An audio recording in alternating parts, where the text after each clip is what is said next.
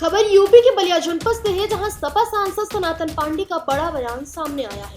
उन्होंने कहा कि आस्था के सबसे बड़े मंदिर में चोरी की चर्चा विदेशों तक है। विदेश मुल्कों में चर्चा हो रही कि आस्था के सबसे बड़े केंद्र में चोरी का मतलब भारत देश सुरक्षित नहीं है। आप कभी नहीं सुने होंगे कि चर्चों में चोरी हुई, गुरुद्वारा में घोटाला हुआ। आप कभी नहीं सुने होंगे कि मस्जिदों का पैसा कभी इधर से उधर हुआ।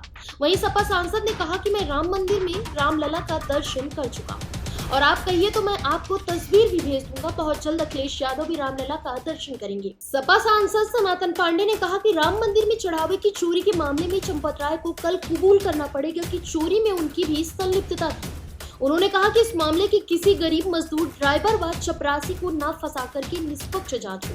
समाजवादी पार्टी के ब्राह्मण चेहरा और बलिया लोकसभा की सपा सांसद सनातन पांडे ने मेरठ से बीजेपी के सांसद अरुण गोविल को मोदी कैबिनेट में जगह मिलने की कयासों पर कहा। अरुण गोविल उनके बहुत अच्छे मित्र हैं, उनकी कमेटी के सदस्य हैं। वह अपने राजनीतिक जीवन में बहुत संतुष्ट नहीं है। अंदर की बात को बाहर नहीं किया जा सकता, क्योंकि भारतीय जनता पार्टी है, कब किसको कहाँ बैठाएगी यह उन्हीं के लोग जानते हैं।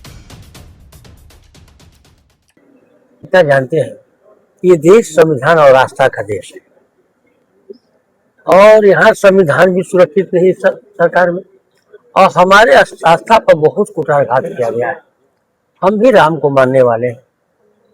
हमारे जब ये चंदा की शुरुआत हुई थी, ये जो पैसे से, हमारे समय सभी घर के लोग किसी भी धर्म में रहते हो, सभी लोगों ने भगवान राम के नाम पर सहयोग करने का काम किया था। और आज जो पता चला है कि उसकी संस्था ही जो है उसको पैसे को चुराने में, मंदिर के निर्माण का पैसा हो, चंदा के चोरी का पैसा हो, तो हमारे भारत के आस्था पर, भारत के लोगों की आस्था पर बहुत बड़ा चोट पहुंचा है। और यही नहीं, भारत के बाहर के जो मुल्क है वो भी कह रहे हैं कि जिसके हमारी आस्था जुड़ी हुई है उसमें भी अगर भारत में घोटाला हो सकता है, उसमें भी चोरी हो सकती है, तो इसका मतलब भारत सुरक्षित नहीं। ऐसा कभी सुनने तो नहीं होगा। आप सुने होंगे कि चर्चों में ऐसा घोटाला हुआ है, आप नहीं सुने होंगे। आप नहीं सुने होंगे गुरुद्वारे में कोई घोटाला हुआ है, आप नहीं सुने होंगे। आप नहीं सुने कि मस्जिदों का पैसा एक बार हड़प गया, ये सुने होंगे। भारत में सबसे अधिक जो हिंदू जात के लोग हैं, भारत राम को, भगवान पुरुषोत्तम राम को मानने वाले हैं। जब भी धोखा दे सकते हैं भगवान राम को, तो किसी को भी धोखा दे सकते हैं। इसकी जांच हो रही है। भगवान से प्रार्थना करता हूँ कि इसकी निष्पक्ष जांच हो। किसी को, किसी गरीब मजदूर, ड्राइवर, चपरासी को न फंसा करके, तो उन्हीं के साथ जुड़े थे जिनका नाम आया है। इतना बड़ा हमारे नीचे भ्रष्टाचार हो रहा है, तो हमको अगर जानकारी है तो दोषी मैं भी हूँ। संपत राव जी पद से इस्तीफा दिए है ना, अध्यक्ष पद से इस्तीफा दिए। उनको कबूल करना पड़ेगा कब कि चोरी में मेरी भी संलिप्तता थी। और उत्तर प्रदेश सरकार और भारत की सरकार चोरी इसकी निष्पक्ष जांच नहीं कराती है, ये मान लिया जाएगा कि चंदा चोरी में जो है उत्तर प्रदेश सरकार भी शामिल रही और केंद्र की सरकार भी शामिल रही।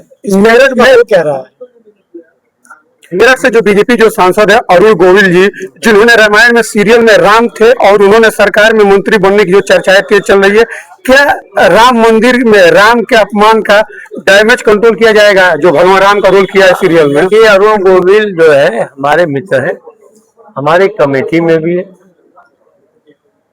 वो अपने राजनीतिक जीवन से हमारे सबसे संतुष्ट नहीं, क्योंकि अंदर की बात को बाहर नहीं किया सकता।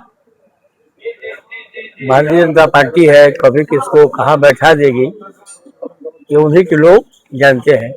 लेकिन अरुण गोविल को मंत्रालय दे करके इस डैमेज को नहीं समाप्त किया सकता है। भारतीय जनता पार्टी के लोग जान चुके हैं, उन पर आस्था हमारी भी थी, आपकी भी थी, आप भी जान चुके हैं। अब हम लोग जान गए हैं तो कौन सा किसी के मंत्री बनने से हमारे मन से मोह दूर हो जाएगा कि नहीं चोरी नहीं हुई। यह झमेला कंट्रोल हुआ नहीं है। यह इनका जो डैमेज हुआ है, भगवान राम को जो धोखा देने काम किए हैं, इनका 27 में जो है प्रदेश से सफाया होगा और 29 में देश से सफाया।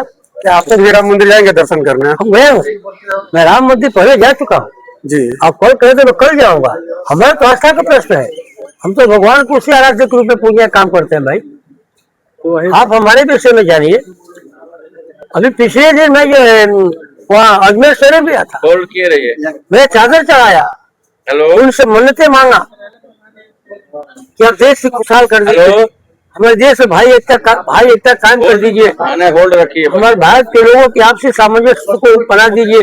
कुछ राजनीतिक लोग इसे तोड़ने वाले हैं, उनको सद्बुद्धि दे। हम तो बाजार में मत्था टेकने गए थे, भैया तब उसको आपको भेज दूंगा मैं। अखिलेश यादव भी जाएंगे।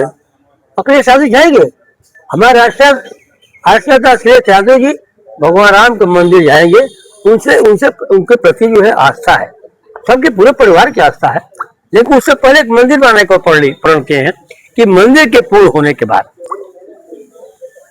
जो हमारा मंदिर बन रहा है चपई में केदारेश्वर महादेव का मंदिर लगभग 75% पूरा हो गया है।